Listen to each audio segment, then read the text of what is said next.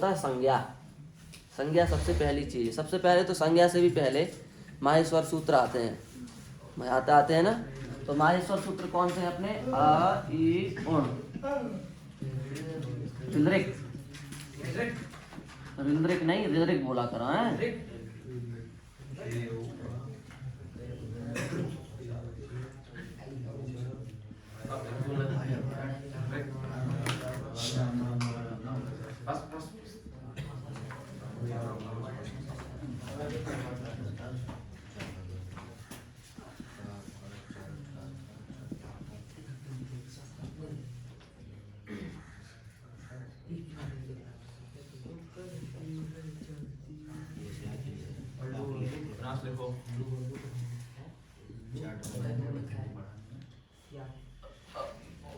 ये माहेश्वर सूत्र हैं।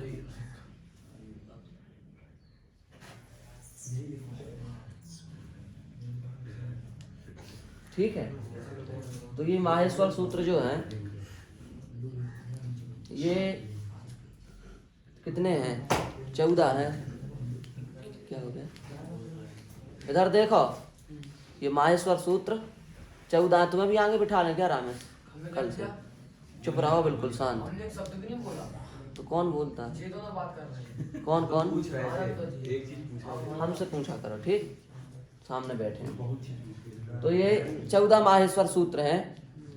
पहला है अ ई उण, दूसरा है ऋलृक, तीसरा एओंग, चौथा अयौज, पांचवा है व्रट, छठवां लड़, सातवां यमगणगम, आठवां झभय, नौवां घड़धस, 10वां जबगढ़दश, 11वां खफ छठत चटतव, 12वां कपय, 13वां सर और 14वां हल। महेश्वर, महेश्वर माने भगवान शिव। महेश्वर शब्द का अर्थ क्या होगा? महान ईश्वर। महान चासौ ईश्वर महेश्वर है क्या नहीं? जो महान ईश्वर है वो महेश्वर। महेश्वरात आगतानि माहेश्वराणि इमानि सूत्राणि है कि नहीं? तथागता सूत्र से अण प्रत्यय करके माहेश्वर शब्द बना। ठीक है, तो ये माहेश्वर सूत्र कहे गए। सूत्र किसे कहते हैं? सूत्र का लक्षण आपको बताया था हमने।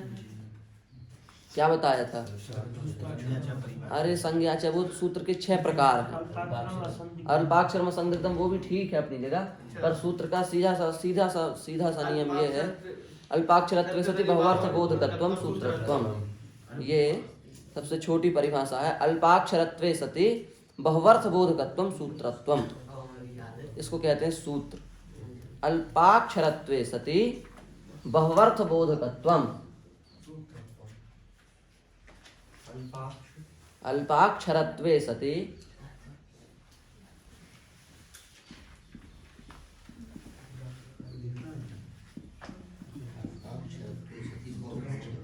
बहुअर्थ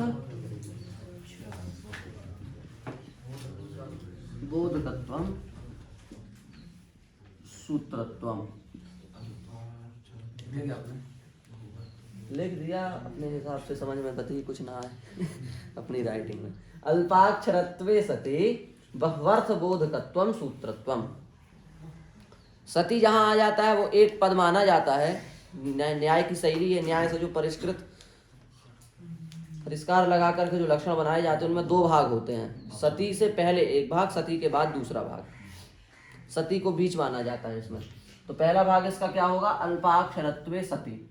सती आ गया ना, तो इसका पहला भाग होगा अल्पाक्षरत्वे। ठीक है, सती क्या हो जाएगा? सेंटर, बीच। और बहुअर्थ बोधकत्वम ये क्या हो जाएगा? उत्तर भाग। और सूत्रत्वम ये हो जाएगा लक्षण का लक्षण। ये हो जाएगा लक्षण किसका? जिसका हम लक्षण बना रहे हैं उसका। हम किसका लक्षण बना रहे हैं? सूत्र का। सूत्र किसे कहते हैं? यही तो पढ़ रहे हैं हम। तो सूत्र का लक्षण जो है सूत्रत्वम, इस लक्षण को बनाने में कितने चरण लगेंगे? 2 भाग, एक पूर्व भाग, एक उत्तर भाग। पूर्व भाग किसको कहेंगे? सती से पहले जो होगा। उत्तर भाग किसको कहेंगे? सती के बाद जो होगा। सती को क्या कहेंगे? मध्य भाग। और सती के पूर्व भाग और उत्तर भाग को छोड़ करके जो एक बात आएगी सामने उसको क्या कहेंगे? जिसका लक्षण बना रहे हैं उसका लक्षण। सूत्र का लक्षण बना रहे हैं तो ये सूत्रत्वम क्या हो गया? सूत्र का लक्षण। अब एक प्रश्न होता है कि लक्षण का लक्षण क्या होता है? सूत्र। तो सूत्र का लक्षण क्या है? अल्पाक्षरत्वे सति बहुअर्थ बोधकत्वम सूत्रत्वम। ये हो गया सूत्र का लक्षण। इस लक्षण का क्या लक्षण है? इस लक्षण का भी तो कोई लक्षण होगा। हमने कहा वार्तिक किसे कहते हैं, तो बता दिया उक्तानुक्ता नाम चिंता यत्र प्रवर्तते तम ग्रंथम वार्तिकम प्राहु वार्तिक ज्ञान विचक्षणा। हाँ, ये वार्तिक का लक्षण हुआ। पर इस वार्तिक के लक्षण का क्या लक्षण है?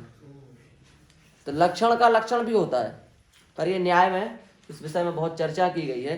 यद व्याप्ति व्याप्ति संभव दोष रूपत्र शून्यत्वम लक्षण से लक्षणम, ये लक्षण का लक्षण है। जो 3 दोषों से रहे तो ऐसा लक्षण, उसका वो लक्षण है। नहीं आया, ये थोड़ा कठिन है, इसलिए इतना भी समझ लो कि भाई किसी भी पदार्थ का, किसी भी शब्द का जब कोई लक्षण बनाया जाता है तो उस लक्षण में सति जरूर आता है। और सति से पहले भाग को पूर्व भाग कहा जाता है, उस सति के दूसरे भाग को उत्तर भाग कहा जाता है, और जिस पदार्थ का हम लक्षण बना रहे हैं वो जो हो उसको लक्षण कहा जाता है। ठीक, तो इसका नाम क्या होगा? पूर्व भाग। इसका नाम क्या होगा? उत्तर भाग। इसका नाम क्या होगा? मध्य भाग। और इसका नाम क्या होगा? लक्षण। समझ गए? सति एक प्रकार से रोक देता है वाक्य को। अल्पाक्षरत्वे सति, सति शब्द का अर्थ होता है होते हुए। अल्प अक्षरत्वे सति, कम अर्थ होते हुए। अल्प शब्द का अर्थ है कम, और अक्षर शब्द का अर्थ है नक्षरतीति अक्षरम, जिसका कभी क्षर ना हो, जिसका कभी नाश ना हो, जिसका कभी विनाश ना हो, उसको कहा जाता है अक्षर। उसको क्या कहते हैं? अक्षर। तो अल्पाक्षरत्वे सति माने अल्प माने कम, अक्षरत्वे माने अक्षर, सति माने होते हुए। सति कैसे बनेगा? अस धातु के क्षत्रि प्रत्यय का रूप है सति। क्षत्रि पढ़ाना भी अपन लोगों ने, क्षत्रि में बनेगा सति रूप। तो अल्पाक्षरत्वे सति माने कम अक्षर होते हुए। बहुवर्थ बोधकत्वम, जो बहुत बड़े अर्थ का बोध कराने वाला हो, उसको कहा गया है सूत्र। सप्तमी विभक्ति का रूप है। हाँ, अस धातु है, उससे लाए सत्री प्रत्यय, सत्री का बचेगा अथ, तो बनेगा असत। असत के आका कर देंगे लोप, इसने सो, इसी से होगा ना। हाँ, इसने सोरा लोपा से कर देंगे आका लोप, तो बन जाएगा सत। सत सतौ ऐसे रूप चलाएंगे। सप्तमी का जब सत सत संतौ संता संतम संतौ सता सता सद्भ्याम सद्भि सति सद्भ्याम सद्भ्य सता सद्भ्याम सद्भ्य सता सतो सताम सति। सप्तमी एक वचन सति, ये जो सति बना ये है सत्री का रूप। तो अल्पाक्षरत्वे सति माने कम अक्षर होते हुए, सति माने होते हुए। बहुवर्थ बोधकत्वम, जो बहुत बड़े अर्थ का बोध कराने वाला हो। बोधकत्वम, परिष्कार में एक एक शब्द का अर्थ होता है। अब जैसे अल्प, तो अल्प शब्द का अर्थ क्या होगा? कम। अल्प शब्द का अर्थ क्या होगा? कम। अक्षरत्वे, अक्षर, अक्षरस नक्षरतीति अक्षरम, अक्षरस्य भावा अक्षरत्वम तस्मिन् अक्षरत्वे, ऐसे होगा। सति बहुवर्थ माने बहुत बड़े अर्थ का। बोधकत्वम, बोधकत्वम माने बोध्यते अनेनेति बोधका तस्य भावा बोधकत्वम। पहले बोधक कैसे बना, फिर बोधकत्वम कैसे बना, ये दोनों चलते हैं परिष्कार में। तो कम अक्षर होते हुए जो बहुत बड़े अर्थ के बोध का जनक हो, कारक हो, उसको कहा गया है सूत्र। बोधकत्वम शब्द का अर्थ होगा कारक। कम अक्षर होते हुए बहुत बड़े अर्थ का बोध कराने वाला हो, ऐसे अर्थ बनेगा इसका। बहुत कम अक्षर होते हुए जो बहुत बड़े अर्थ का बोध कराने वाले का जनक हो, ऐसे भी कह सकते हैं इसी को। उसको क्या कहा जाता है? सूत्र। इसलिए इनको क्या कहा गया? सूत्र, क्योंकि है ये 14, और 14 होने के साथ साथ ये सारे ब्रह्मांड में, यहां से लेकर के आकाश तक जितना भुवन ब्रह्मांड है, सब जगह यही अक्षर व्याप्त हैं, अलग अलग भाषाओं में, अलग अलग जगहों के हिसाब से, पर अक्षर सबके एक ही हैं, है कि नहीं? इसलिए इनको क्या कहा गया है? सूत्र। ठीक। मेरे कोई जरूरी काम है, जा सकता हूँ? जाना है? अभी जाना है? थोड़ा देर बैठ लेते हैं। क्या, कहाँ जाना है? कुछ पाठ करना था थोड़ा भागवत जी का, तो थोड़ा 10-15 मिनट रुक जाए, आपके लिए करें, अच्छा रहेगा। जी थोड़ा सुन के जाओ तो अच्छा। माहेश्वर सूत्र तो सुना ही लो अब आप हैं, जी। फिर चले जाना। क्या बोल रहे थे? ये सूत्र है, पूरे ब्रह्मांड में घूमते रहते हैं। पूरे ब्रह्मांड में घूमते रहते हैं, ये सूत्र हैं। तो एक श्लोक आया है, बताया भी था हमने पहले। ओंकारश्चाथ शब्दश्चा द्वावेतौ ब्रह्मण पुरा कंठम भित्वा विनिर्यातौ तस्मान मांगलिका बुभौ। ओम और अथ, ब्रह्मा जी के मुख से या भगवान के मुख से 2 शब्द निकले, ओम और अथ। ओंकारश्चाथ शब्दश्चा द्वावेतौ ब्रह्मण पुरा कंठम भित्वा विनिर्यातौ, कंठ से निकले बाहर। विनिर्यातौ बाहर की ओर आए, तस्मान मांगलिका बुहौ, इसलिए इन दोनों शब्दों को मांगलिक शब्द कहा गया है। ओम और अथ को, इसलिए किसी ग्रंथ को प्रारंभ करते हैं तो उसके ऊपर लिखा जाता है ओम, लिखते हैं ओम, अथवा अथ लिखा जाता है, अथ संज्ञा प्रकरणम, अथात संधि, अथ हल संधि, अथ विसर्ग संधि, अथा जंत पुल्लिंगा, लिखते हैं ना उसमें सब जगह अथ, अथ सब जगह लगा देते हैं, अथ प्रथमोध्याय, अथ द्वितीय। क्यों क्यों लगाते हैं अथ? क्योंकि ओंकारश्चाथ शब्दश्चा द्वावेतौ ब्रह्मणः पुरा कंठम भित्वा विनिर्यातौ तस्मात् मांगलिका भुवौ। ठीक है, तो ये दोनों शब्द जो है मांगलिक कहे गए हैं। इन दोनों शब्दों में ओम, जैसे हम ओम ऐसे लिखते हैं वैसे तो हिंदी में ओम, और दूसरा शब्द क्या हो गया अथ, ये हो गया। तो ओम जो है ये भी 3 अक्षरों से बना है, आ उ और मा, और अथ जो है वो 2 अक्षरों का सम्मेलन है, आ और था। ठीक है, तो आ ओम का भी पहला अक्षर आ है और अथ का भी पहला अक्षर आ है, इसलिए माहेश्वर सूत्र का भी पहला अक्षर आ है। पता ही समझ में, क्योंकि वहां से चला है ये ओंकार और अथ, इसलिए भगवान पाणिनि ने भी पहला, या शंकर जी के डमरू से भी पहला अक्षर निकला आ, तो आ। ठीक है, तो ये इसका एक विज्ञान तो ये है, आ पहला अक्षर क्यों बनाया, इसका एक विज्ञान इसको भी कह सकते हैं कि भाई इस हिसाब से पहला अक्षर आ बनाया। समझ गए? दूसरा एक और इस विषय में शोध है, अभी उस पर चर्चा नहीं करनी हमको, पर है, संकेत कर देते हैं, कभी आगे चर्चा उस विषय पर भी करेंगे। जितने भी ये माहेश्वर सूत्र हैं, इन माहेश्वर सूत्रों में शोध करने से ये पता चला है कि पूरे राम जी के जन्म से लेकर के और राम जी के परम धाम तक की कथा इन माहेश्वर सूत्रों में है। इन माहेश्वर सूत्रों से ही निकलती है, पूरी रामायण माहेश्वर सूत्रों से निकल सकती है, समास कर करके जोड़ जोड़ के। इस पर शोध है, हमारे पास पूरा रखा है। हम कभी चर्चा करेंगे कि इसका आखिर राम कथा से क्या संबंध है और कैसे इसका राम परक अर्थ किया जा सकता है इन पूरे माहेश्वर सूत्रों का। हो सकता है, अभी उस पर चर्चा नहीं करनी है, केवल संकेत किया हमने। पिछली बार हमने एक सूत्र की सिद्धि भी कराई थी, अयोन सूत्र को साधा भी था। तो एक तो ये भी है कि उसका वो भी अर्थ किया जा सकता है कि नहीं। तो अब देखो आगे चलें, तो अ इ ओण ये पहला सूत्र है, दूसरा सूत्र है रिलरिक, तीसरा सूत्र है ए ओं, चौथा सूत्र है आई औज। ये 4 सूत्र हैं। इसमें एक बात और भी है, और ज्यादातर लोग पूछते भी यही है कि ये आ है और ये ई है, तो यहाँ संधि क्यों नहीं होती। ये भी एक प्रश्न रखते हैं ज्यादातर सभी लोग, आ है और ई है, इसमें संधि क्यों नहीं होती, रखते हैं ना। ई है और ऊ है, इसमें भी संधि हो सकती है, क्यों नहीं होती। अच के बाद अच नहीं है, यहाँ अच के बाद अच नहीं है, तो संधि होनी चाहिए ना। ऐसे यहाँ भी संधि हो जानी चाहिए, ऐसे यहाँ भी होनी चाहिए, यहाँ भी, इन चारों जगह संधि प्राप्त है ना। तो मान लो अ ई उण है, आ ई उण है, आ और ई में संधि क्या हो सकती है, ए। क्या हो सकती है, ए। और उसके बाद क्या लिखा हमने, उण। तो ए है और अच परे है, तो क्या लग जाएगा, एचो यवा यावा, ए को क्या हो जाएगा, आय, तो क्या रूप बनेगा, अयोण बना। तो कई लोग कहते हैं भाई आ ई उण ना कह करके अयोण कहना चाहिए, संधि प्राप्त करो। अब क्या करेंगे अपन, तो इसके 2-3 उत्तर हैं, अच्छे उत्तर, उनको आप लिख लो।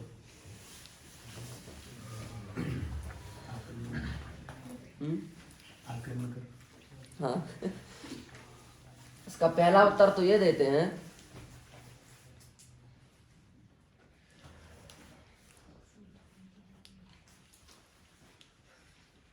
असंदेहत्वात्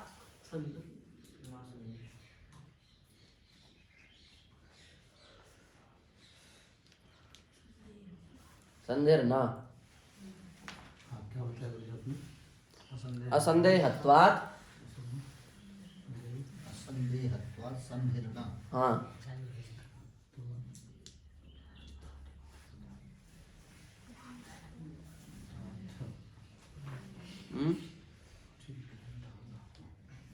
क्या है, वो मिटा दे, लिखा रहे तो क्या उसका।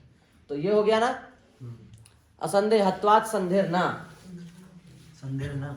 हाँ भाई, कोई नया नया विद्यार्थी पढ़ने आएगा और उसको हम रामाहेश्वर सूत्र कहेंगे भाई याद करो, उससे कहेंगे अयोण, तो बोल तो देगा अयोण, पर जब उसको बताएंगे कि ये अयोण लिखा अयोण है पर इसमें 4-3 अक्षर हैं अ ई उ ण, तो जो नया नया विद्यार्थी है अपनी अपनी कल्पना करो पर नए रहे होंगे, है कि नहीं। तो मान लो ऐसे पढ़ा दिया जाता है कि अयोण में 3 अक्षर हैं आ ई उ, तो सब पता चलता है कि कैसी संधि हुई है, कैसे संधि हुआ, ये आय कहाँ से आ गया, ये या को ऊ कैसे, कुछ पता चलता नहीं चलता। तो शुरू में ही संदेह हो गया, शुरू में ही परेशानी आ गई विद्यार्थी को, है कि नहीं। इसलिए भगवान पाणिनि ने ये जान करके कि जो नए नए विद्यार्थी आएंगे उनको प्रारंभ में ही समस्या आ जाएगी, इस बात को समझते हुए उन्होंने यहाँ पर संधि नहीं की। ये एक उत्तर होता है इसका। तो ये कहते हैं अरे ये तो आपने अपना काम चला दिया, आपने अपनी बात को बना दिया है, विद्यार्थियों को संदेह हो चाहे ना हो, पर आपने तो पहले ही कर दिया संदेह, कोई दूसरा उत्तर दो इसका। तो इसका दूसरा उत्तर देते हैं छंदोवत सूत्राणि भवन्ति। छंदोवत सूत्राणि भवन्ति।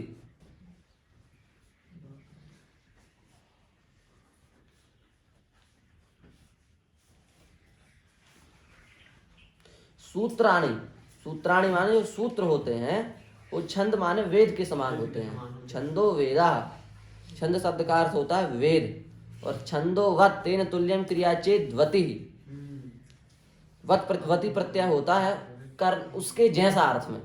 तो छंदोवत माने छंद के जैसा, छंदोवत शब्द का अर्थ क्या होगा, छंद के जैसा। ब्राह्मणवत शब्द का अर्थ क्या होगा, ब्राह्मण के जैसा। क्षत्रियवत शब्द का अर्थ होगा क्षत्रिय के जैसा। ऐसे छंदोवत शब्द का अर्थ होगा छंद के जैसा। क्या होता है छंद के जैसा, सूत्राणि भवन्ति, सूत्र होते हैं। वेद में कई जगह क्या हो जाता है, क्या हो जाता है, अभी उस दिन हमने पढ़ा है तृतीय अध्याय का अंतिम सूत्र व्यक्तियो बहुलम, सार्वधातुक में विकर्ण नहीं लगाए, आर्धातुक में विकर्ण लगा दिए, हो जाता ना। वेद में ऐसा चलता है, कई जगह संधि प्राप्त होती वहां नहीं होती है, जहां प्राप्त नहीं होती वहां संधि हो जाती है, ऐसा वेद में चलता है। तो जो सूत्र है ये भी वेद के मंत्रों के ही समान है। तो यहाँ पर संधि प्राप्त थी, नहीं हुई, हम कह रहे हैं जैसे वेद में नहीं होती ऐसे यहाँ नहीं हुई, क्या अंतर पड़ता है ऐसा कहने में, समझ में आई बात। तो दूसरा उत्तर ये भी दे सकते हैं हम, नहीं आई हरिओम। जैसे वेद में कई जगह संधि प्राप्त होने पर भी संधि नहीं होती है, विकर्ण प्राप्त होने पर विकर्ण नहीं होते हैं, उसी प्रकार से यहाँ भी संधि प्राप्त होने पर संधि नहीं हुई, ये दूसरा उत्तर हम देंगे। कोई कहे कि वेद और इसमें बड़ा अंतर है, वेद वेद है, उसकी तुलना तुम इनसे कैसे कर सकते हो, अपने मन से नियम बना लेते हो, छंदोवत सूत्राणि भवन्ति, हम नहीं मानते, कुछ और सुनाओ। तो फिर तीसरा उत्तर अब इस विषय में दिया जाता है, अंतिम उत्तर, इसको कोई नहीं काटता। जितने भी स्वर हैं इन सारे स्वरों को चादी कहा जाता है, चादी। एक गण है चादी गण, जैसे अपन पढ़ते हैं ना अभी, जैसे अपन ने पढ़ा था नंदी गृही पचादिभ्यो ल्यू णिन्यचार, तो नंदादि धातुओं से ल्यू, गृहयादि धातुओं से णिनी, पचादि धातुओं से अच प्रत्यय लगा था ना। तो ये गण थे, नंदादि गण, गृहयादि गण, पचादि गण, ऐसे चादी एक गण है। उस गण में सारे स्वर आ जाते हैं, आ ई उ री ली ए ओ। तो जितने भी चादी हैं उनको क्या कहा जाता है, निपात। एक सूत्र है उसको हम लिख देते हैं यहाँ ऊपर,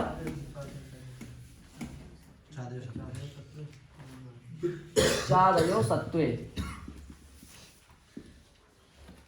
जितने भी चादी हैं उनको क्या कहा जाता है, निपात। इस सूत्र से क्या संज्ञा की जाती है, निपात संज्ञा।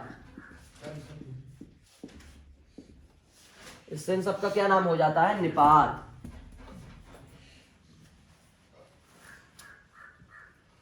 दूसरा सूत्र है एक और,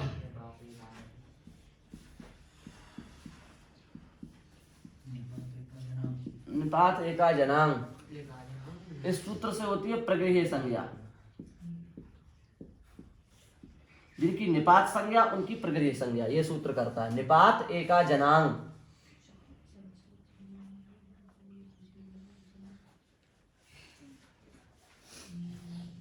निपात एका जनांग से क्या हो जाती है, उनकी प्रगृह्य संज्ञा। और जिनकी प्रगृह्य संज्ञा हो जाती है उनमें लगता है पुलुत प्रगृह्या अचिनित्यम। इस सूत्र से हो जाता है प्रकृति भाव। ये 3 काम करने हैं, प्रकृति भाव।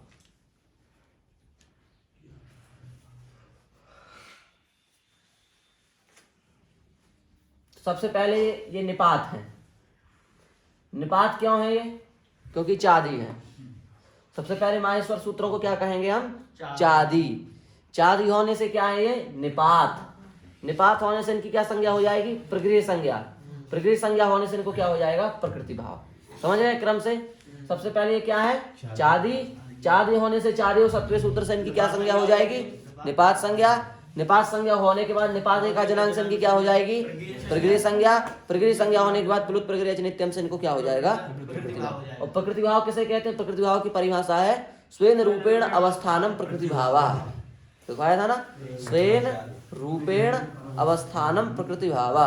स्वेद स्वेन, अच्छा स्वेन स्वेन रूपेण अवस्थानम प्रकृति भावा अथवा प्रकृतौ एव भावः प्रकृति भावः। दूसरी ये भी है, प्रकृतौ एव भावः प्रकृति भावः स्वेन रूपेण अवस्थानम प्रकृति भावः। दूसरी वाली क्या बोलेगी? अपने ही रूप में अवस्थित हो। हाँ। वो प्रकृति भाव। दूसरा है प्रकृतौ एव भावः, प्रकृति में ही जिसका भाव माने स्थिति हो। वो बात एक ही है, अर्थ वही है, पर केवल कहने का अंतर है। प्रकृतौ एव भावः प्रकृति भाव। ठीक है। तो प्रकृति भाव माने जो जैसा है वो वैसा ही रहेगा, उसमें कोई परिवर्तन करने की गुंजाइश नहीं हो सकती। तो अब इनमें प्रकृति भाव हो गया, तो प्रकृति भाव होने से इनमें परिवर्तन हो सकता है, गुण हो सकता है, नहीं हो सकता। अब इस उत्तर को कौन काटेगा? उसको तो ऐसे काट सकते हैं कि आप बच्चे को समझ में आए चाहे ना आए, पर आप ये उत्तर कैसे दे सकते हैं? तो दूसरा छंदोबद्ध दिया, तो उसको भी कह सकते हैं कि भाई वेदों में और इनमें बड़ा अंतर है। तो अब इसको क्या काटोगे? ये निपात तो है, ये पक्की बात है, क्योंकि चादी है। चादी है इसलिए निपात है। निपात होने से प्रगृह है, प्रगृह से प्रकृति भाव हो ही जाएगा। इस उत्तर को कौन काटेगा? प्रकृति भाव होने से अब यहाँ कुछ नहीं हो सकता। समझ गए? समझ गए? अब इसमें और भी प्रश्न है, पर अब इनको छोड़ देते हैं। यहाँ ये भी प्रश्न उठ सकता है कि यहाँ विभक्तियाँ क्यों नहीं आती? आ से विभक्ति लाएंगे हम, ई से विभक्ति लाएंगे, ऊ से विभक्ति लाएंगे, ये सब प्रातिपदिक हैं। सबसे क्विप लगा लगा करके सबसे हम विभक्तियाँ लगा रहे हैं, है कि नहीं? फिर यहाँ ये भी प्रश्न उठता है, यहाँ समास क्यों नहीं होता? समास भी हो सकता है यहाँ। बहुत सारे ऐसे प्रश्न हैं इनमें, पर अब ये पहली बात समझ में भी नहीं आएंगे, क्योंकि अभी हमने समास पढ़ा ही नहीं। हमें यही पता नहीं कि यहाँ प्राप्त भी है कि नहीं है कि नहीं? ये तो हमने कह दिया यहाँ समास क्यों नहीं होता, तो आपने भी कह दिया हाँ यहाँ समास क्यों नहीं होता, पर पता थोड़ी ना ये समास क्यों नहीं होता और क्यों होता है। इसलिए जब समास पढ़ लेंगे तो ये बात अपने आप समझ में आ जाएगी कि यहाँ प्राप्त है। अब जब प्राप्त है तब ये बताने से फायदा है कि भाई भली प्राप्त है पर नहीं होगा। अब यही पता नहीं प्राप्त है भी कि नहीं है, वो तो कह दिया तो है और नहीं कह दिया तो नहीं है। ऐसी बात, ऐसी विभक्तियों का है। तो पहले हाँ, मान्यता से नहीं चलना अपन को। अपन पहले विभक्तियां पढ़ लेंगे, समास पढ़ लेंगे, अब उसके बाद अपने आप अपन को बोध होगा कि यहाँ समास होना चाहिए, विभक्तियां आनी चाहिए, तब फिर अब बताएंगे कि क्यों नहीं है, तब लाभ भी होगा। अभी बताने से कुछ नहीं होगा। अभी ये बताना जरूरी था, क्यों संधि पढ़ चुके हैं, गुण वगैरह पढ़ चुके हैं हम, तो ये यहाँ समझ में आ भी गई अपन को बात। वास्तव में गुण प्राप्त है, अब प्राप्त है तो हुआ क्यों नहीं, तो ये उत्तर भी समझ में आए। अब ये प्राप्त है, आपको पता है कि विभक्तियां क्यों आएंगी यहाँ पर, नहीं पता तो क्यों नहीं आई उसका प्रश्न नहीं है। तो एक बात ये हो गई, ठीक है। अब उसके बाद में एक और बात, ये अ इ ओण रिल रेक ए ओंग आई औच, इन माहेश्वर सूत्रों में अंतिम वर्णों का ग्रहण नहीं होता। ठीक है, अंतिम वर्णों का ग्रहण नहीं होता। प्रत्याहार अपन बनाते तो अंतिम अक्षर छोड़ देते हैं ना सब जगह के। इस पर भी बहुत विवाद है, इस पर भी बहुत विवाद है। प्रत्याहारेनुबंधानाम कथमच ग्रहणेषु नः आचारात अप्रधानत्वात् लोपश्च बलवत्तरः। ये तीन उत्तर दिए जाते हैं, हमने समझाए भी थे। ये तीन उत्तर हैं कि अनुबंधों का ग्रहण क्यों नहीं होता। इसके तीन उत्तर दिए, आचारात, दूसरा अप्रधानत्वात्, तीसरा लोपश्च बलवत्तरः। पर ये तीन से समझाने से अपेक्षा हम एक छोटा सा आपको उदाहरण देते हैं जो सबसे सरल है। ये तीन क्यों समझेंगे हम? हाँ, अनुनासिक वाला, और भी बहुत सारे हैं। अनुनासिक है, अनुनासिक शब्द है, उपदेश है जनुनासिक इथ, उस सूत्र में एक शब्द है अनुनासिक। अनुनासिक किसे कहते हैं? अनुनासिक शब्द का अर्थ क्या है? शाब्दिक अर्थ क्या है? वो तो मुखनासिका और अनुनासिका का, हम पूछे अनुनासिक शब्द का अर्थ है कि नहीं? नासिकाम अनुगतः अनुनासिका, नासिका शब्द मुख अनुनासिक शब्द का शाब्दिक अर्थ है नासिकाम अप्यनुगतः अनुनासिका, नासिका में जो गया हो, अनुगत हो, नासिका से जो मिल करके आया हो, उसको कहते हैं अनुनासिक। समझ गए ना? अनुनासिक शब्द का शाब्दिक अर्थ क्या है? नासिकाम अनुगतः अनुनासिका।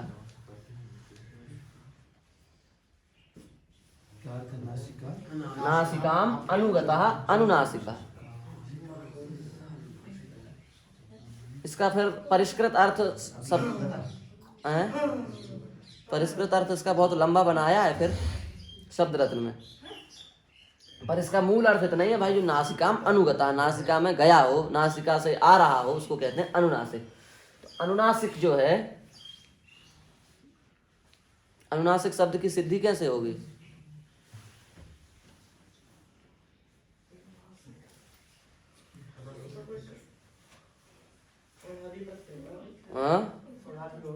से का ठक नहीं लग जाएगा, ठक को एक हो जाएगा, अनुनासिक बन सकता है, ऐसे भी नहीं बनेगा, बन जाएगा। क्या है, इतना क्यों सोचते हो? अनुनासी और धन का है, यही तो है भाई। यदि अंतिम अंतिम अक्षर भी प्रत्याहारों में ले लिए जाएं, इसको क्या कहा जाता है? हमने एक बार और समझाया था, दुर्जन तोषण न्याय। दुर्जन तोषण न्याय समझाया था। दुर्जन तोषण न्याय माने कह रहा है, सामने वाला कोई कह रहा है, क्या कह रहा है? सामने वाला कह रहा है ये बोर्ड नहीं है, ये पुस्तक है। दुर्जन, इसको कहते हैं दुर्जन तोषण न्याय। दुर्जन ने हमसे कहा कि ये बोर्ड नहीं, ये पुस्तक है। अब उसकी बात हम सीधे काटेंगे तो फिर हमारा विरोध करेगा, तो हम उससे क्या कहेंगे? उससे हम ये नहीं कहेंगे कि नहीं भाई ये पुस्तक नहीं है, ये बोर्ड, ये पुस्तक नहीं, बोर्ड है, ऐसे नहीं कहेंगे मुझसे। हम इससे ये कहेंगे, यदि इसको पुस्तक बोर्ड मान लिया जाए, यदि इसको पुस्तक मान लिया जाएगा तो कहेगा कि चलो कम से कम उसने हमारी बात तो रखी, हमारा पक्ष तो रखा। उसने क्या कहा? ये बोर्ड नहीं, ये पुस्तक है। तो हमने क्या कहा? यदि इसको पुस्तक मान लिया जाएगा तो पुस्तक में लिखा हुआ हम मिटा नहीं सकते, पर बोर्ड में लिखा हुआ मिटा सकते हैं। तो पुस्तक में तो लिखा हुआ मिटा नहीं सकते, पर बोर्ड में लिखा हुआ मिटा सकते हैं। तो इसमें लिखा हुआ मिटा सकते कि नहीं मिटा सकते हैं? तो कहेगा नहीं मिटा सकते, तो हम दिखा देंगे कि हम तो मिटा सकते हैं। तो उसको मानना पड़ेगा, वास्तव ये तो बोर्ड है, पुस्तक नहीं है। फिर उसको एक पुस्तक लाएंगे, दिखाएंगे, ऐसे करेंगे, देखो भाई ये है, इसको मिटा, नहीं मिट रहा, ये पुस्तक, ये बोर्ड, ऐसे समझाएंगे। इसको कहा जाता है दुर्जन तोषण न्याय। ऐसे ही हमने कहा सामान्य रूप से कि भाई अनुनासी और का, अंतिम अंतिम अक्षरों का प्रत्याहारों में ग्रहण नहीं होता। सामान्य रूप से कहा, सामने दुर्जन है, उसने कहा नहीं नहीं होता है, क्यों नहीं होता? अब हम क्या कहेंगे? हम ये नहीं कहेंगे नहीं होता, भगो यहाँ से। हम ये कहेंगे, हम यदि अंतिम अक्षरों को भी प्रत्याहारों में मान लेंगे तो, ऐसे कहेंगे, तो वो कहे क्या हो जाएगा? तो का जो है ये अच प्रत्याहार में आ जाएगा ना। अच कहाँ तक जाता है? यहाँ तक जाएगा। अब अंतिम अक्षर आप कह रहे हैं मान लो, तो का अंतिम अक्षर है, इसको हम मान लेंगे तो अच प्रत्याहार में आ जाएगा कि नहीं आ जाएगा? तो एक सूत्र पढ़ा होगा अपन लोगों ने, इको यणचि। इक के स्थान पर यण होता है अच परे होने पर। इक क्या है? ये ई, ये क्या है? इक। इसके स्थान पर क्या होना चाहिए? यण। क्या होना चाहिए? अच परे है सामने, अच का है। वो कहेगा काच थोड़ी नहीं है, क्यों नहीं हुआ? अंतिम अक्षर तो है, अंतिम अक्षर तो प्रत्याहारों में आ जाता है। तो का अंतिम अक्षर नहीं है तो प्रत्याहार में नहीं आएगा, आ जाएगा। तो अच प्रत्याहार में कहा जाएगा, आ जाएगा। तो यहाँ कोई चीज होना चाहिए, तो कहेगा नहीं होता। तो खुद मान जाएगा कि प्रत्याहारों के जो अंतिम अंतिम वर्ण है माहेश्वर सूत्रों के, वो प्रत्याहारों में नहीं लिए जाते। यदि लिए जाते तो पाणिनि जी यहाँ पर एक यणचि से यण कर देते, पर पाणिनि जी ने यहाँ पर एक यणचि से यण नहीं किया। इससे सिद्ध होता है कि माहेश्वर सूत्रों में जो प्रत्याहार बनाए जाते हैं उनमें अंतिम अंतिम अक्षरों का ग्रहण नहीं किया जाता है। समझ गए? प्रत्याहारेषु इताम न ग्रहणम अनुनासिक इति निर्देशात, ये इसका प्रमाण है। पंक्ति इसको लिख सकते हो आप। प्रत्याहारेषु इताम न ग्रहणम, प्रत्याहारेषु इताम न ग्रहणम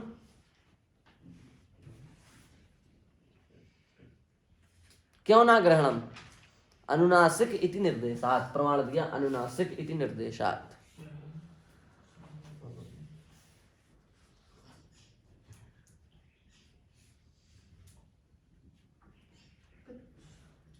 प्रत्याहारेषु इताम न ग्रहणम अनुनासिक इति निर्देशात। लिख लिया इति निर्देशात, ये सीधा सा उत्तर है।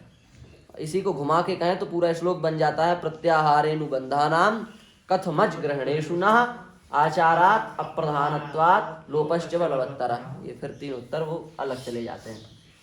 तो एक बात ये भी समझ में आ गई ना अपन को, इसलिए अंतिम अक्षरों को यहाँ पर नहीं लिया जाता है। प्रमाणपन देने के लिए तैयार है पाणिनि जी का सूत्र उपदेशे जनुनासिक इति। ठीक है, आ गया समझ में इतना? अब देखो, जाना आपको, चले जाओ फिर, आपको लेट होना होगा। आ ई उण ऋद्रिक ए ओंग आई औच।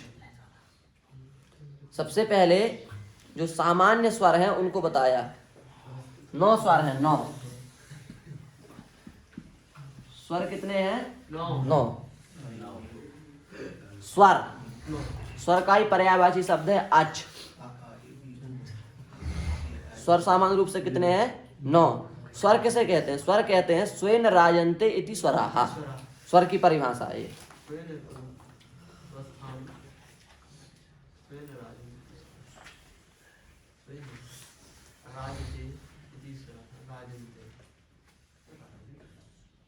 स्वेन राजन्ते इति स्वराः।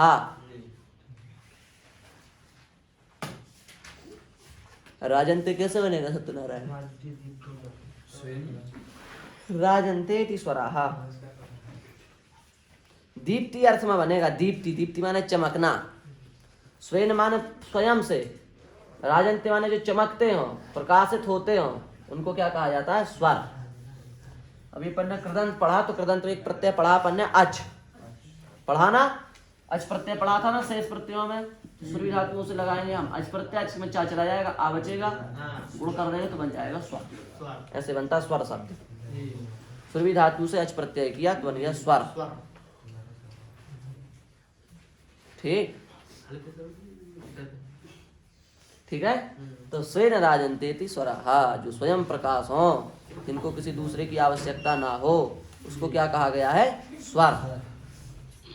और व्यंजन, व्यंजनों के विषय में कहा गया है अन्वग भवति व्यंजनम। अन्वग भवति व्यंजनम माने जो पीछे पीछे चले, बिना स्वर के जिसका कोई भी काम ना बन पाए, उसको कहा जाता है व्यंजन। बिना स्वर के जिसका कुछ भी नहीं होता हो, उसको कहा जाता है व्यंजन। अन्वग भवति व्यंजनम। अन्वग भवति व्यंजनम। ग अन्वग अजति गच्छति इति, अनुपश्चात अजति गच्छति इति अन्वग। अन्वग भवति व्यंजनम, यही लिखा ना? अन्वग भवति व्यंजनम, जो पीछे पीछे चले। जैसे देखो, हम कहें जो स्वर, हाँ, जो स्वर के पीछे चल रहा है, हाँ, जो बिना स्वर के चल ना सकें, बिना स्वर के जिनकी गति ना हो, हम ऐसे लिख सकते हैं आ ई उ। और ये ठीक भी है। क्या हो गया? बोल कर देखा दे। आ ई उ, ये कर सकते हैं हम ऐसा। पर यदि हम लिख दें व्य, तो ये असंभव है व्या। और हम चलो व्या तुम बोल भी दो, तो हम इसमें और ही लगा देते हैं। अब बोलो, 3 व्यंजन लग गए। इसलिए व्याकरण में कहा गया है अचाम बिना व्यंजनस्य उच्चारणम न संभवति। नियम है, अचाम बिना व्यंजनस्य उच्चारणम न संभवति। अचों के बिना व्यंजन का उच्चारण नहीं हो सकता। अचाम बिना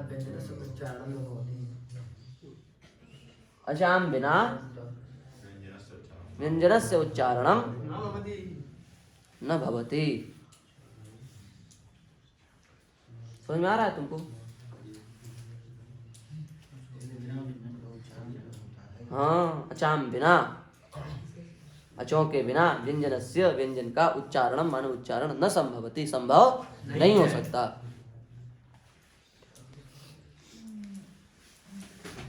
ठीक है।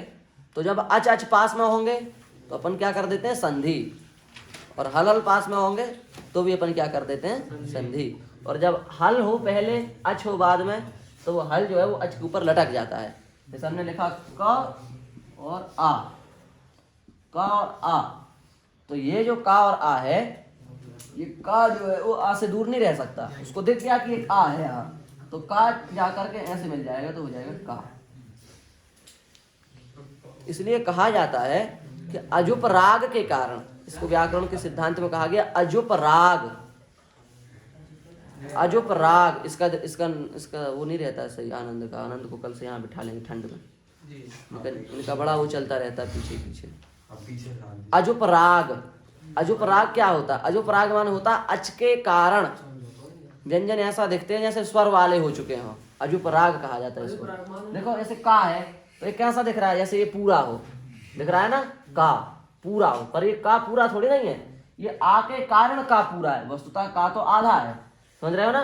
तो इसको कहा जाता है क्या? अजुप राग, परिष्कार की भाषा में। अजुप राग के कारण व्यंजन कैसे दिखने लगते हैं? पूरे, पर वस्तुतः वो पूरे नहीं होते। वो किसके द्वारा पूरे होते हैं? स्वरों के द्वारा। वे खुद में क्या होते हैं? आधे रहते हैं सब, जैसे का है, ना है, का है, ये सब।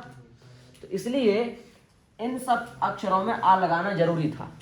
कई लोग प्रश्न कर देते ना कि भाई यहाँ आ क्यों लगाया, यहाँ में आ क्यों लगाया, ये सब हलंत हलंत रख देते। तो यदि हलंत हलंत इनको हम बना देंगे तो फिर ये बोलेंगे कैसे? या माहेश्वर सूत्र हम बोलेंगे। इनको बोलने के लिए इन सब में आ लगा दिया गया। कहते हैं ना, क्या है वो, हम तो पंक्ति तक भूल गए लघु सिद्धांत की पहली। इति माहेश्वराणि सूत्रनादि संज्ञार्थानि एषा मन्त्यायता हकारादिष्वकार उच्चारणार्था। हकारादिषु, हकारादियों में अकार जो लगा है वो क्यों लगा है? उच्चारण की सरलता के लिए। ऐसे लिखा था बिल्कुल सेम, पंक्ति में अंतर नहीं हो सकता। हकारादिष्वकार उच्चारणार्था, इसका अर्थ क्या होगा? हकारादि में जो अकार है वो उच्चारण की सरलता के लिए है ना।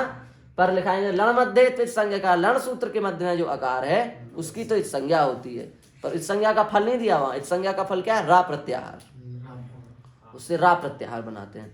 रा प्रत्याहार के विषय में भी बहुत विवाद है। एक पंडित जी हैं काशी के, उन्होंने तो पुस्तक ही निकाल दी रा प्रत्याहार के ऊपर। रा प्रत्याहार खंडन मंडन परंपरा, ये उनकी पुस्तक का नाम है।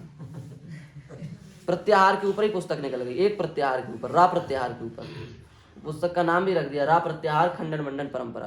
क्योंकि प्राचीन और नवीन दो प्रकार के व्याकरण होते हैं ना, नव्य व्याकरण और प्राच्य व्याकरण। तो प्राच्य वाले और नव्य वाले कुछ विषयों को लेकर के अलग अलग हैं।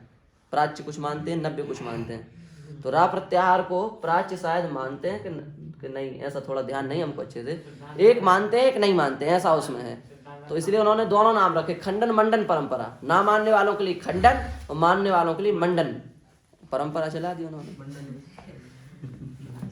तो कहां से कहां चलेगा? हाँ, तो ये जो इन सब में आ लगाया गया है, ये क्यों लगाया गया है? उच्चारण की सरलता के लिए, बोलने की सरलता के लिए।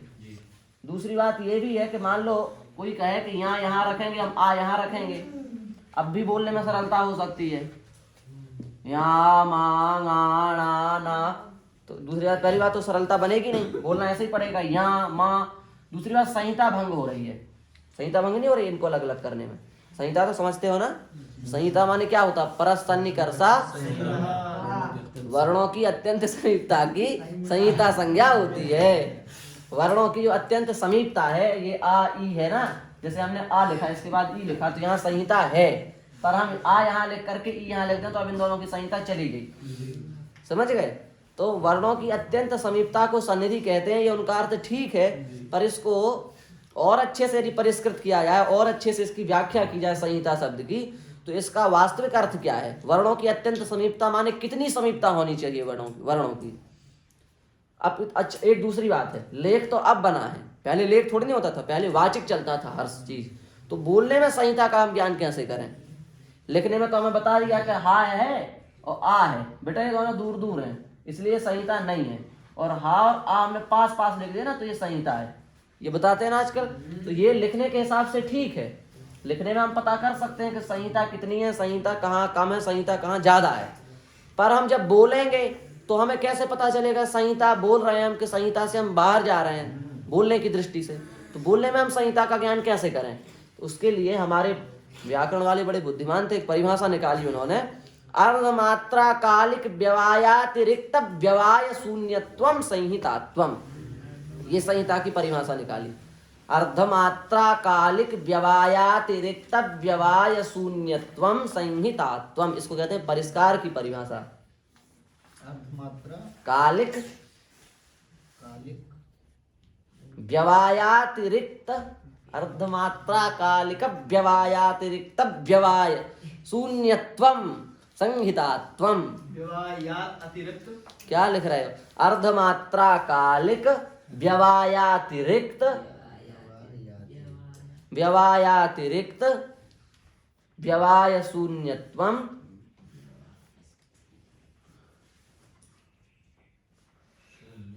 संहितात्वम। देखो आपको एक और इसमें अच्छी चीज बताएं, इतनी बात ध्यान आए कि कोई भी चीज चालू कर देते हैं। ये माहेश्वर सूत्र हम सोच रहे हैं कब बताएं, इसमें भी कितनी बातें भी छोड़ के रखी हैं, फिर भी ये हो ही नहीं रहा है। अर्धमात्रा कालिक व्यवायातिरिक्त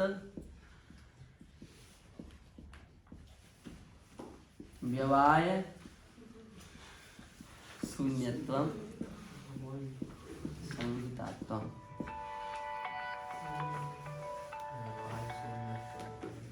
अर्धमात्रा कालिक व्यवायातिरिक्त व्यवाय शून्यत्वम, ये बात है संहितात्वम।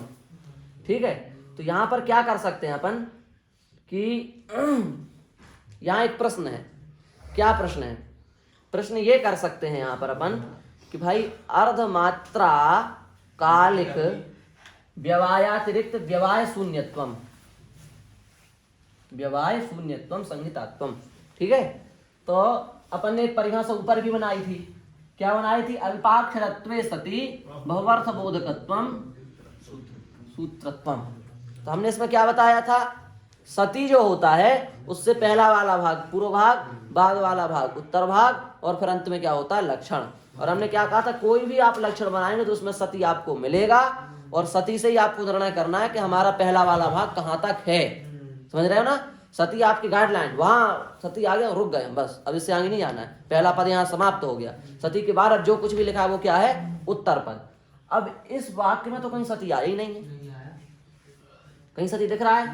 अर्धमात्रा कालिक व्यवायातिरिक्त व्यवाय शून्यत्वम संहितात्वम, यहाँ सती दिख रहा है? नहीं दिख रहा है। तो आप कहेंगे लक्षण गलत है। तो देखो लक्षण दो प्रकार से बनाए जाते हैं। एक तो उस लक्षण को स्पष्ट रूप से आपको दिखाया जाएगा, एक होता है कि वो अर्थ तो वहां होता है और उस अर्थ को उसके पेट में ऐसा रखा जाता है कि केवल अर्थ दिखेगा, वो शब्द नहीं दिखेगा आपको, उसके गर्भ में उसको रखा जाता है। यहाँ हमने स्पष्ट लिख दिया अल्पाक्षरत्वे सति बहुवर्थ बोधकत्वम सूत्रत्वम। तो आपको यहाँ सती स्पष्ट दिख गया कि यहाँ सती है, पर सती यहाँ भी है, पर उसको केवल ऐसी जगह रखा गया है कि वो आपको दिख नहीं रहा है। ऐसे लक्षण बना दिए जाते हैं, कई बार जो ज्यादा वो करते हैं ना उनके लिए बना दिए जाते हैं ऐसे लक्षण कि अब इसमें आप सती ढूंढ के दिखाओ, इसमें पूर्व भाग उत्तर भाग आप कैसे बनाएंगे? इस लक्षण में बनाइए। तो यहां पर बनाया जाएगा अर्धमात्रा कालिक व्यवायातिरिक्तत्वे सति व्यवाय शून्यत्वम संहितात्वम। यहाँ सति यहाँ पर लगाया जाएगा। अर्धमात्रा कालिक व्यवायातिरिक्तत्वे सति व्यवाय शून्यत्वम संहितात्वम, ऐसे लक्षण बनाया जाएगा इसका। वो तो हमने आपको जोड़ दिया सीधे, अर्धमात्रा कालिक व्यवायातिरिक्त व्यवाय शून्यत्वम संहितात्वम। पर इसमें कोई आपसे कहे कि इसमें तो सती है नहीं, आपका लक्षण गलत है, तो आप ये कहेंगे उससे कि सती है पर गर्भ में है, वो दिख नहीं रहा है आपको, उसके अंदर है, उसको हम निकाल के दिखाएं अभी तो निकाल लेंगे। अर्धमात्रा कालिक व्यवायातिरिक्तत्वे सति व्यवाय शून्यत्वम संहितात्वम। पूछेंगे किस आधार से निकाल रहे हो तो क्या कहेंगे?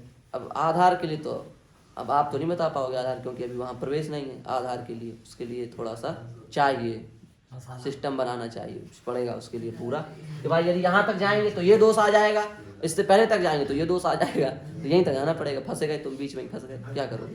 वहां से जाना पड़ेगा, उसके लिए थोड़ा देखना पड़ेगा। तो अर्धमात्रा कालिक व्यवायातिरिक्तत्वे सति, ठीक है।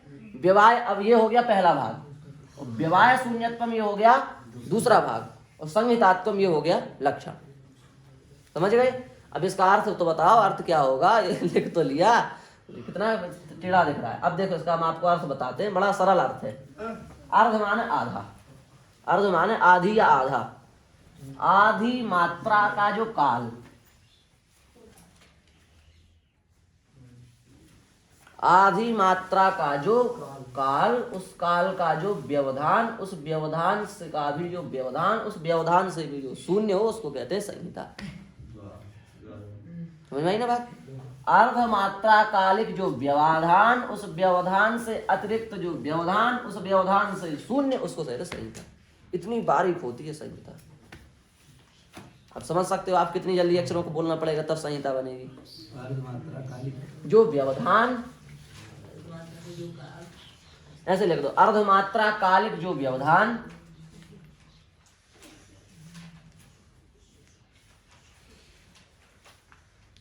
उस व्यवधान से, उस व्यवधान का जो व्यवधान,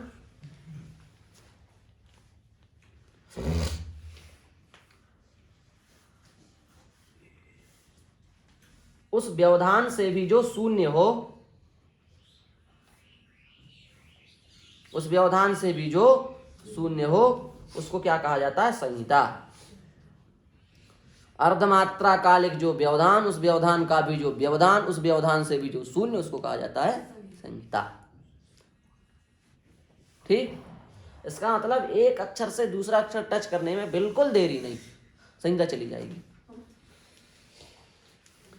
इसलिए श्लोक पढ़ते हैं ना, जो श्लोक, उनमें कई लोग संधि काट के बोल देते हैं, कई लोग बिना संधि काट के बोलते हैं।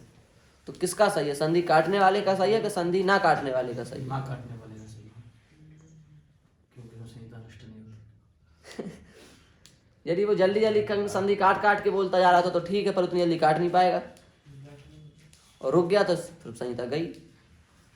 उसको देख लेना चाहिए बोलने वाले को कि हम भाई कैसे बोल सकते हैं। तो हाँ, आ जा लौट के वहीं पर, आई ओण एवं आई औच, यहाँ चल रहे थे अपन, है ना? तो ये 9 हो गए स्वर, आई ओण, रिल्द्रेक, एवं आई औच। ये क्या हो गए? 9 स्वर। सबसे पहले क्या दिया? आ, उसके बाद ई, उसके बाद ऊ, ठीक है? ई दे दी बीच में, ई, ई लक्ष्मी जी का वाचक माना जाता है ई को। आ राम जी, ई सीता जी, ठीक है? ऐसे करते हैं वहां पर। तो आ दे दिया इसलिए, और ई दे दिया इसलिए, और फिर दे दिया ऊ। तो ऊ, आ, ऊ, माँ, दूसरा अक्षर उधर ऊ है, उसको उधर रख दिया। तो पहला सूत्र बना दिया इन्होंने, आ ई ओण। तो दूसरा बनाया अयोण, नहीं बोलते इसको, अयोण भी बोलते, चलिए अयोण, अयोण, अयोण, आ ई ओण, रिद्रिक, रिद्रिक। अब आप कहेंगे रिल्द्रिक और रिल्द्रिक में क्या अंतर है? रिल्द्रिक और रिल्द्रिक में यह अंतर है कि लृ स्वतः व्यंजन, स्वतः स्वर है, लृ खुद स्वर है। स्वर सा जब स्वर से मेल होता है तो उसको एक दूसरे से जोड़ नहीं सकते हम, सीधी सी बात है। जैसे हम कहें अक्षर, यहां पर हम अक्षर, इस छा को इससे जोड़ेंगे, क्यों? क्योंकि यहां पर 2 व्यंजन है। ऐसे ही हम कहेंगे यज्ञ, यहां पर भी हम इसको रखेंगे, क्यों? क्योंकि यहाँ में 2 व्यंजन है। ऐसे ही हम कहेंगे विद्यालय, तो यहाँ पर भी हम वी से इस दा को जोड़ेंगे, क्यों? क्योंकि यहाँ पर 2 व्यंजन है। हाँ, कोई उदाहरण दे सकते हैं आप। पर रिल्द्रिक ऐसा नहीं है, रिल्द्रिक में व्यंजन है ही नहीं। यहाँ पर 2 व्यंजन मान लो यहाँ पर होते तो हम यहाँ पर रिल्द्रिक बोल सकते थे, पर यहाँ 2 व्यंजन है नहीं, यहाँ तो ये भी स्वर है और ये भी स्वर है, इसलिए रिल्द्रिक बोलना चाहिए, रिल्द्रिक नहीं बोलना चाहिए। जब 2 व्यंजन होते हैं तब पहले वाले स्वर से उस व्यंजन को जोड़ा जाता है, पर जब दोनों स्वर हो तो फिर उनको एक दूसरे से जोड़कर स्वतंत्र बोला जाता है, री को अलग, लृ को अलग, रिल्द्रिक। समझ में आया? ये इसका कारण है। नहीं तो कोई कहे रिल्द्रिक बोलते हैं, आप कहोगे रिल्द्रिक बोला जाता है, तो क्यों रिल्द्रिक बोले हम? तो उसका ये कारण है कि लृ खुद में स्वर है, और स्वतः स्वर होने से उसको किसी दूसरे की अपेक्षा नहीं है, तो हम उसको री के साथ क्यों जोड़ें? व्यंजन को तो आवश्यकता है दूसरे की, वो जुड़ेगा, नहीं तो वो बोला ही नहीं जाएगा ठीक से। पर स्वर को जरूरत नहीं है, इसलिए उधर रहता है रिल्द्रिक। ए ओंग, ए ओंग ये 2 है ना, ये दोनों, और आई औच ये संयुक्त स्वर हैं, ये खुद के नहीं है, दूसरे से आते हैं। ए आता है किस किस से मिलके? आ और ई से, और ओ आता है आ और ऊ से। आई आता है आ और ए से, औ आता है आ और ओ से। इनका संयोग तो पता ही होगा, और नहीं पता हो तो लिख लो। आ ई से ए, आ ऊ से ओ, आ ए से आई, आ ओ से औ। कई बार आ ऊ में लोग भी औ बना देते हैं। वृद्धि रेची और आद गुणा, इनमें बड़ा लफड़ा है, कर देते हैं लफड़ा इसमें, पर इसमें लफड़ा नहीं होता। शुरू शुरू में पढ़ते थे तो हमें महीना 2 महीना तो यही पता नहीं चला कहाँ गुण करना है, कहाँ वृद्धि करनी है। ऐसे उदाहरण देते थे कि कहीं गुण हो जाता, कहीं वृद्धि हो गई। तो इसका सीधा सा निर्णय ये है, आ प्लस ई, आ प्लस ऊ, आ प्लस री, आ प्लस द्री बराबर ए बराबर ओ बराबर अर बराबर अल। ये तो हो गया गुण, गुण समाप्त। अब बची वृद्धि, तो आ प्लस ए, आ प्लस ओ, आइए वो लिख दो है, आइए और आ प्लस औ बराबर आई बराबर औ बराबर आई बराबर औ।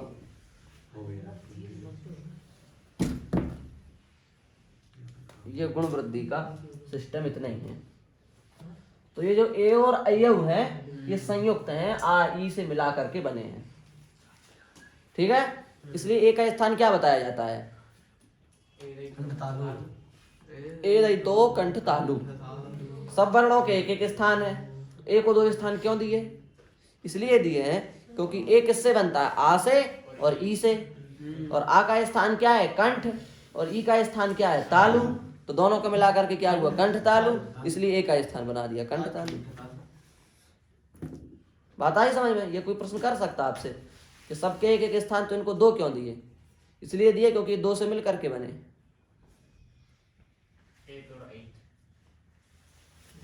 फिर प्रश्न होगा वकार से दंतोष्ठम क्यों कहा? वो तो एक ही से बना, वो नहीं बना एक से। वाह किस किस के संयोग से बना?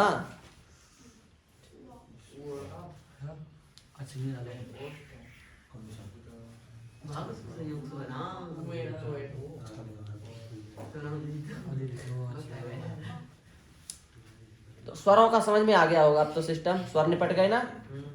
अब बचे व्यंजन। तो व्यंजन सबसे पहले कौन सा है? हय भरट और लण। तो यही व्यंजन क्यों है सबसे पहले? और फिर लास्ट में क्या है? सससर और हल। तो भगवान पाणिनि ने संपुट लगा दिया, संपुट। शुरू में लगाया यण का संपुट, बाद में लगाया सल का संपुट, और बीच में रख दिए पूरे व्यंजन। तो शुरू में लगाया उन्होंने यण, यण क्या लगाया? यण। बाद में लगाया उन्होंने शल। देखो शा शा साहा सल प्रत्यार बनता है ना, बाद में लगाया शल, और शुरू में लगाया यण, और बीच में रख दिए सारे 25 व्यंजन। देखो इनमें भी विज्ञान है, बहुत सूक्ष्मता है। यदि आप यमगणनम में चाहे कि हम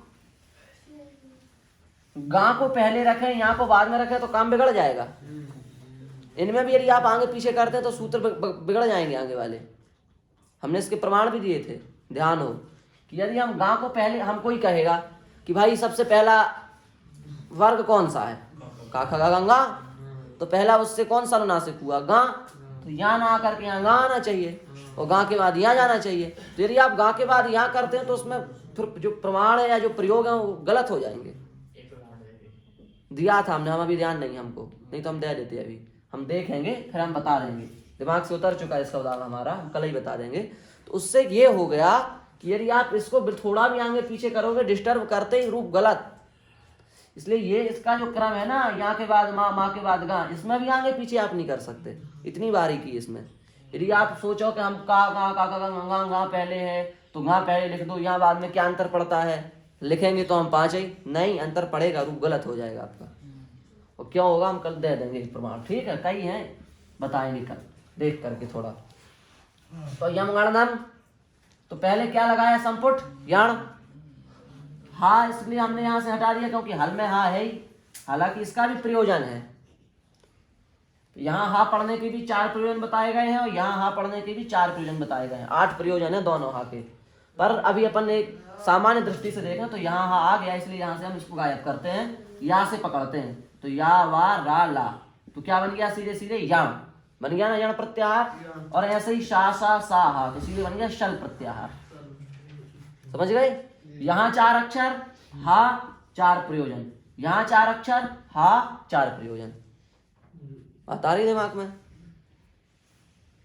इतना हो गया। अब बीच में 25 अक्षर रखे हैं। आप कहेंगे कौन से 25 अक्षर हैं बीच में? का खा गा घा गा, चा छा जा झा या, टा ठा डा ढा ना, ता था दा धा ना, पा फा बा भा मा। इसमें भी विज्ञान है। का के बाद खा रखा, क्यों? क्योंकि का काल प्राण है, खा का महाप्राण है। का खा, खा की जब अभिव्यंजनात्मक ध्वनि प्रकट होती है तो खा के रूप में प्रकट होती है। गा की अभिव्यंजनात्मक ध्वनि घा के रूप में प्रकट होती है। चा की अभिव्यंजनात्मक ध्वनि छा के रूप में प्रकट होती है। जा की अभिव्यंजनात्मक ध्वनि झा के रूप में प्रकट होती है। इसलिए का के बाद गा नहीं कह सकते आप, का के बाद आपको खा ही कहना पड़ेगा। क्यों? क्योंकि का की अभिव्यंजनात्मक ध्वनि खा है, गा नहीं है। तो हिंदी की जो वर्णमाला इसमें भी विज्ञान है, और संस्कृत में जो पाणिनि जी की इसका अलग विज्ञान है। इन्होंने ऐसे क्यों रखे इसका अलग विज्ञान, उन्होंने ऐसे क्यों रखे उनका अलग विज्ञान। हिंदी वाले ये मानते हैं कि का के बाद खा इसलिए रखा क्योंकि का की व्यंजनात्मक ध्वनि खा है और गा के व्यंजनात्मक ध्वनि गा है, इसलिए का के बाद खा रखा, गा के बाद गा रखा।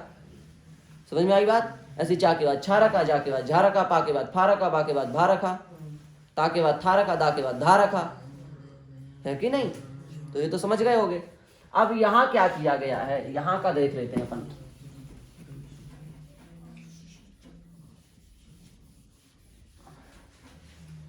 यहाँ का सिस्टम ऐसा है कि जैसे हमने लिखा का खा गा घा गा, चा छा जा झा या, टा ठा डा ढा णा, ता था दा धा ना, पा फा बा भा मा। जल्दी में है इसलिए थोड़ा जल्दी लिख दिए। साथ में हो गए। अभी व्यंजनात्मक ध्वनि है तो साथ में तो चलेगी। तो इसको अपन क्या कहेंगे? 1 2 3 4 5 एक तो कहेंगे। ये वर्ग के पहले अक्षर, वर्ग के द्वितीय, वर्ग के तृतीय, वर्ग के चतुर्थ, वर्ग के पांचवा। प्रथम वर्ग कचट पा, द्वितीय वर्ग खाछा ठा था फा, तृतीय वर्ग गाजा डा दा बा, चतुर्थ वर्ग घाझा डा दा बा, पंचम वर्ग गायाणा नमा, गायाणा नमा। ऐसे बोले जाएंगे, है कि नहीं? इसको बड़ा अच्छे से याद कराते थे हम छोटे थे हमारे गुरु जी। प्रथम वर्ग कचट पा, द्वितीय वर्ग खचट फा, तृतीय वर्ग गजट बा, चतुर्थ वर्ग घजट भा, पंचम वर्ग गयण नमा। तो ये अक्षर ऐसे लिखे जाते हैं हिंदी में। ये एक एक वर्ग है, एक ये, दूसरा ये, तीसरा ये, चौथा ये, पांचवा ये। हिंदी में ऐसे ही होता है ना। पर पाणिनि जी ने उल्टा कर दिया इसका, ठीक उल्टा। उन्होंने 5 को बनाया 1, 4 को बनाया 2, 3 को बनाया 3, 2 को बनाया 4 और 1 को बना दिया 5। आप देख लो पूरे माहेश्वर सूत्र में आपको यही मिलेगा। सबसे पहला माहेश्वर सूत्र क्या है? यम गणनम, वर्ग के पंचम अक्षर फर्स्ट नंबर पे हैं इनके। फिर चौथा क्या है? झभाए घटधश, वर्ग के चौथे अक्षर हैं। उसके बाद क्या है? जबगढ़दश, वर्ग के तीसरे अक्षर हैं। उसके बाद क्या है? खाफा छाठा, वर्ग के दूसरे अक्षर हैं। उसके बाद क्या है? चटताव कपाय, वर्ग के पहले अक्षर हैं। और लास्ट में संपुट। सर हल तो संपुट है, वो शुरू का संपुट, ये लास्ट का संपुट, और बीच के 25 अक्षर हैं उल्टे हैं, इस तरीके से हैं। नहीं आए समझ में? आ गए? तो अब आपको ऐसे दिमाग में बैठा लेना चाहिए। 9 स्वर, 4 क्या यण, 25 व्यंजन, लास्ट के 4 सल। 9 4 13 और 25 व्यंजन है। तो 25 और 13 38, 38 और लास्ट के 4 कितने हो गए? 42। तो वर्ण कितने हैं? 42। और प्रत्याहार भी कितने हैं? 42। हो गया ना मेल? प्रत्याहार का माहेश्वर सूत्रों का कितना बड़ा विज्ञान। 42 प्रत्याहार, 42 वर्ण। अब इस विज्ञान को बताने का लाभ क्या है? इस विज्ञान को बताने का लाभ यह है कि आपको माहेश्वर सूत्रों की किसी भी प्रत्याहार को बोलते कि उसके अक्षर की संख्या हाथ में आपके आ जानी चाहिए। हमने कहा शल, आप कहेंगे 4। हमने कहा खय, आप कहेंगे 10, 5 नहीं 10। हमने कहा अण, आप कहेंगे 13। ऐसे आपके पास विज्ञान होना चाहिए। हमने प्रत्याहार बोला, आपने बना दिया, ये तो सब कर लेते हैं। पर हमने प्रत्याहार बोला, आपने अक्षरों की संख्या बोल दी। इसमें थोड़ा सामने वाले को लगेगा कि हाँ कुछ इसने भी पढ़ा है, ये थोड़ा चमत्कार है। और प्रत्याहार की संख्या ऐसे ही आएगी जैसे हमने बताया अच कितने हैं 9, हम कह दें इच तो आ कट गया 8, ऐसे अभ्यास करना पड़ेगा। और हल यण कितने हैं 4 और ये कितने हैं 5 तो 5 25 इनके मान लो। और सल कितने हैं फिर लास्ट में 4। अब जैसा प्रत्याहार, जैसे हमने पूछा, किसी ने पूछा आपसे झष प्रत्याहार बताओ, झष, तो आपको तत्काल जाना चाहिए झष वर्ग के चौथे अक्षर माने 5। किसी ने कहा जश बताओ तो वर्ग के तीसरे अक्षर 5। किसी ने कहा खाए बताओ तो वर्ग के दूसरे और पहले अक्षर 10, 5 दूनी 10। इस प्रकार से वर्ग के अनुसार आपको अक्षरों की सिद्धि हो जानी चाहिए। नहीं होगी? हो जाएगी। बताओ गोपाल जी। नींद आ रही? नींद तो चली जाएगी। झय प्रत्याहार में कितने प्रत्यय आएंगे? झय वर्ग के चौथे अक्षर 4 3 2 1 20। यम गणनम छोड़ करके 4 आ गए तो 4 3 2 1 20। समझ में आई ना बात? इस तरीके से अभ्यास करना पड़ेगा तो नींद चली जाएगी। कृदंत ठीक है, वो अपनी जगह है, पर ये एक विद्या है, ये फिक्स होना चाहिए दिमाग में अक्षर आपके। इससे एक फायदा और होगा, कोई भी आप प्रत्याहार आएगा तो आपको अक्षर नहीं करने पड़ेंगे। अच प्रत्याहार आ ई उ कुछ नहीं, सीधे पता है, फिक्स है अपना तो 9 है बस। झस प्रत्याहार है तो झभाएं घड़ धस के 5 का लफड़ा नहीं, झस वर्ग के चौथे अक्षर, सीधा काम है यहाँ तो अपना। अब ये कैसे बनाए गए इसका पूरा हमने आपको विज्ञान बताया कि सबसे पहले आई उण, उसके बाद ऋदृक, उसके बाद जो मिलकर के बने हैं संयुक्त स्वर 4 वो दिए गए, उसके बाद संपुट, उसके बाद वर्ग के 25 अक्षर, उसके बाद फिर से संपुट, समाप्त हो गए। और संपुट लगा के 42 हुए और माहेश्वर सूत्र भी 42, अब प्रत्याहार भी 42 ही है कि नहीं? अब प्रत्याहार 2 4 यम ऐसे 1 2 बढ़ा लेते हैं तो हमारे पास 1 2 प्रत्याहार भी एक्स्ट्रा हैं, हम माहेश्वर सूत्र भी बढ़ा लेते हैं, हम रा उधर करके अलग भी बना लेते हैं, वो भी एक विद्या है। तो इस प्रकार से ये माहेश्वर सूत्र हमारे सामने हैं, इनको आप देख सकते हैं अच्छे से। आई उण ऋलृक ए ओंग आई औच हाय वरट लण, एक बार सुन लो अच्छे से, ऐसे ही बोलना है, लगभग अशुद्ध है अभी माहेश्वर सूत्र। या मांगाणा नम, ये अनुनासिक है इसलिए इनका नासिका से उच्चारण आना चाहिए पर मुंह नहीं बनना चाहिए। ए रामेश, बिना मुंह बनाए पाणिनि शिक्षा पढ़े, उसमें आया है व्याघ्री हता यथा हरेत पुत्रान राष्ट्राभ्याम न च पीड़येत भीता पतन मेताभ्याम तत्तद वर्णान प्रयोजयेत। अक्षरों को कैसे बोलना चाहिए? तो बोले जिस प्रकार से व्याघ्री माने जो बाघनी होती है, बाघ की पत्नी, वो अपने बेटे को जब अपने मुंह में पकड़ करके ले जाती है तो वो इस प्रकार से पकड़ती है कि उसको चुभे भी ना, वो चीज चुभे भी ना और वो सुरक्षित स्थान पर पहुंच भी जाए। एवं वर्णा प्रयोक्तव्या, इसी प्रकार से वर्णों को बोलना चाहिए, ना तो ऐसा लगे कि आप उन अक्षरों को खा रहे हो, ऐसे नाक बना के मुंह बना के बोलते हैं, ऐसे नहीं बोलना चाहिए। व्याघ्री यथा हरित पुत्रन, ऐसे सामान्य रूप से वर्णों को बोलना। एवं वर्णा प्रयोक्तव्या नाव्यक्तानुनासिका गदगदो बद्ध जीवाश्च, ऐसे है ना श्लोक वहां पर। इस प्रकार से वर्णों को वहां पर उदाहरण दिया खे अरा, इसको बोले में लगभग सबका मुंह बन जाता है, ऐसे ये लिखा है ना खे अरा, अराम अराम ऐसा उच्चारण करना थोड़ा, खे अराम यू खे दया, तो यहाँ खे अराम ऐसे कर ऐसे नहीं करना, सामान्य रूप से खे अराम यू खे दया ऐसे बोलना है। समझ गए? माहेश्वर सूत्र हो गए। अब आई उण ऋदृक ए ओंग ऐ औच हयवरट लण यमगणनम जभाएं घड़धश जब घड़धश। दूसरी बात, ये जो अक्षर बोलते हैं ना, इनमें महाप्राण आना चाहिए, घ ढ धश ऐसे भीतर से। और जब घड़धश सामान्य, जब घड़धश, और खा फा छा ठा था चटता कपाय, और श श सर और हल। और ये जो तीनों शाइन में भी अंतर आना चाहिए, शा शा और सर। ये इसमें तो अंतर कर देते हैं लोग, पर इसमें और इसमें मिलावट करते हैं काफी। शाह और सा ये तो बिल्कुल अलग अलग हैं, पर शाह और शाह। बोलो, रुक जाओ एक सेकंड, सबका बुलवा लेते हैं। आप बोलो, दंत सकार, आप तीनों बोलो, हम तो समझ जाएंगे। हाँ आपके शुद्ध हैं। हाँ क्या क्या मिलावट है आपके तो। आप बोलो, इनके भी मिलावटी है, कुछ कुछ शुद्ध नहीं आ रहा है। कैसे? शा शा सा हाँ इनके ठीक है। तो आपके सा शा शा मिलावट है, अंतर ही नहीं पता चलता शाह और शाह में। हाँ इनके तीनों एक जैसे हैं। तुम्हारे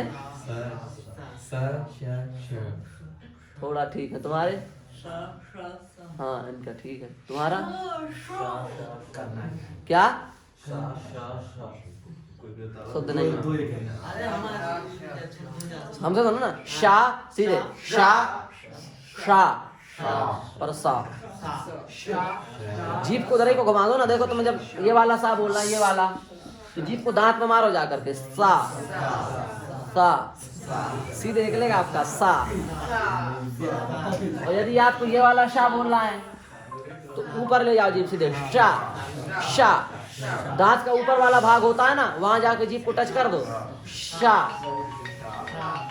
ठीक है। और यदि आपको ये बोलना हो तो आप सीधे अपनी सेंटर बीच ऊपर शा, वहां जीभ को ले जाओ, शा। पहले में तालव्य, दूसरे में मूर्धा, तीसरे में दंत।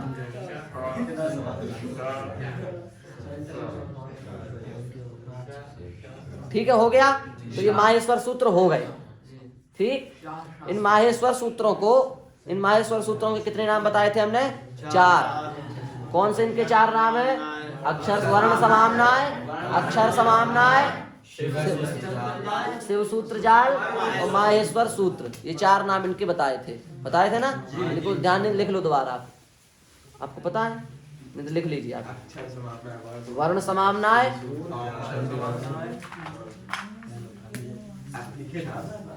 अपन जो अभिषेक करते हैं उसमें अक्षर समाम्नाय से पाणिनि ऋषि नमः ऐसे आता है ना। अक्षर समाम्नाय से पाणिनि ऋषि परब्रह्म ऐसे आता है उसमें। वर्ण समाम्नाय, अक्षर समाम्नाय, वर्ण समाम्नाय,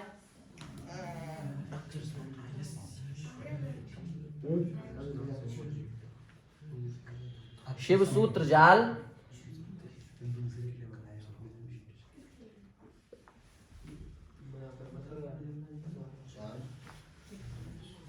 और माहेश्वर सूत्र। शिव सूत्र जाल ये नाम कहाँ से आया? ये नंदिकेश्वर ने अपनी काशिका में जो मंगलाचरण किया है वहां से ये आया शिव सूत्र जाल शब्द। ये जो नाम है ना, ये ऐसे नहीं है कि हमने अपने मन से लिखा दिए, किसी ना किसी ग्रंथ में आए हैं ऐसे ऐसे उनका संबोधन, तो इसलिए लिखाया हमने। जैसे नृत्तावसाने नटराज राजो ननाद ढक्काम नव पंचवारम उद्धर तुकामः सनकादि सिद्धाम नेतद विमर्शे। ये शिव सूत्र जाल, इसलिए शिव सूत्र जाल लिखवा दिया। इसका अर्थ क्या करते हैं? नृत्तावसाने, नृत्य हो जाने के बाद में, नृत्य की समाप्ति पर। नटराज राजा, नटस्य राजा, नटराजा, नटराजस्य राजा, नटराजा मतलब नटराजाधिराज। हाँ नट क्या? नटस्य राज्ञा नटराजा और नटराज्ञा राजा, नटराज राजा। समझ में आए? माने नट राजाओं के भी जो राजा हैं, नट सामान्य नट, और नटों में जो अच्छी क्वालिटी के नट हैं वो नटराज, और नट राजाओं के भी जो राजा हैं वो है नटराज राज। समझ गए ना? ननाद बजाया, लिट लकार का रूप। प्रणद व्यक्ते शब्द ढक्काम, ढक्का माने डमरू को, ढक्का नहीं दिया, ढक्काम डमरू। कितने बार? 9 पंचवारम, 9 5। इसका भी हमने बताया था ना, इशारा किया था पिछली बार। 9 ही 5 बार क्यों बजाई? 10 4 तो भी 14, 8 6 तो भी 14, 7 7 दूनी 14, तो 9 पंचवारम क्यों लिखा है कि नहीं? 9 5 ही 14 क्यों? और भी किसी संख्या से 9 14 कर सकते हैं, फिर 9 5 ही क्यों? ये भी बताया था। उसके बाद उद्धर तु कामा, 9 से नवधा भक्ति, और 4 से 5 से 5 संप्रदाय, 5 इंद्रियां हैं, 5 इंद्रियां ना। ठीक, 5 4 तो है ही, 5वां उनका, 5 संप्रदाय। तो ननाद ढक्काम कितनी बार बजाए? 9 पंचवारम, 9 5 14 बार बजाया। क्यों बजाया? उद्धर तु कामा सनकादि सिद्धाम, जो सनकादि सिद्ध हैं उनके उद्धार के लिए बजाया। नेतद विमर्शे शिव सूत्र जालम, न एतद विमर्शे। ये जो अपना निकल करके आया है ना, ये उनने नहीं सोचा था, ये शिव सूत्र जाल तो भगवान पाणिनि को उनकी कृपा। माने इसका क्या है, इसका मतलब ये है कि शंकर इस पाणिनि जी को दर्शन देने प्रकट नहीं हुए थे। शंकर जी तो सनकादि सिद्धों की मनोकामना को पूर्ति करने प्रकट हुए थे। वो तो ये है कि अब उनकी तपस्या पूरी हो गई और पाणिनि जी जाकर के वहीं आसपास बैठ गए तो इनको दर्शन हो गए। माने सिद्धि तो उनकी हुई पर इनको भी कुछ उसमें से मिल गया। समझ गए? तो नेतद विमर्शे शिव सूत्र जालम, ये शिव सूत्र जाल है, इसकी चर्चा हुई। अब इसके बाद आएंगी संज्ञाएं। ठीक, इस पर चर्चा बाद में कभी की जाएगी। जैसे जैसे कोई प्रकरण हो जाएगा ना तो एक आध दिन फिर कभी कारक के बाद